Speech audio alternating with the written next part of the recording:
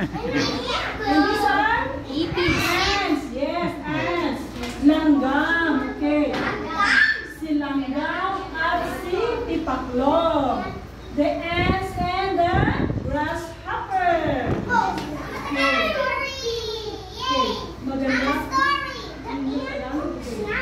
Maganda ang panahon at mainit ang sikat ng araw. Maaga pa lamang ay gising na si langgam at nagluto na ng kanyang makakain. Okay. Si ants, yes. Si ants is early to rise. Yes, this is the number 1.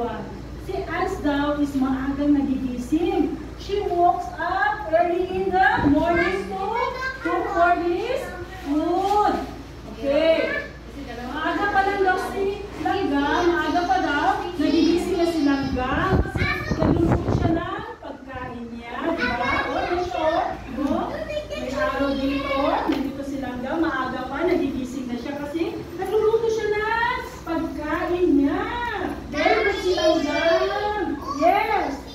Yes.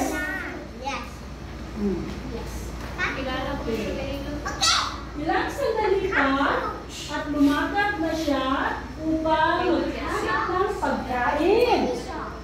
Nakakita siya ng isang butil ng bigas. Pinasal niya ito upang iuwi sa kanyang bahay. Lumabas na siya ng bahay at naghanap ng pagkain. Ngayon, nakakita siya ng isang bigas, isang butil ng bigas, 1 piece of rice. Then, tinarga niya ito. Nilagay niya dito sa kanya likod, yes. And he walks to his house. Ayun na siya. Yes. Yes. Nadaanan niya si tipaklong na masaya naglalaro sa damuhan. Yes. When the ant is slowly walking down the hills, he saw the grasshopper. Ano ginagawa ni grasshopper? Naglalaro. Naglalaro si grasshopper habang si ants may dala-dalang pagkain. Wow, si ants very good. May dala-dala siyang pagkain. Magandang umaga, kaibigan langgam. Ang bati ni tipaklong. Wow, good morning daw, sabi ni grasshopper. Siya ay good morning pa kay ants. Yes, good morning. The grasshopper greeted the ants and said, good morning, ants.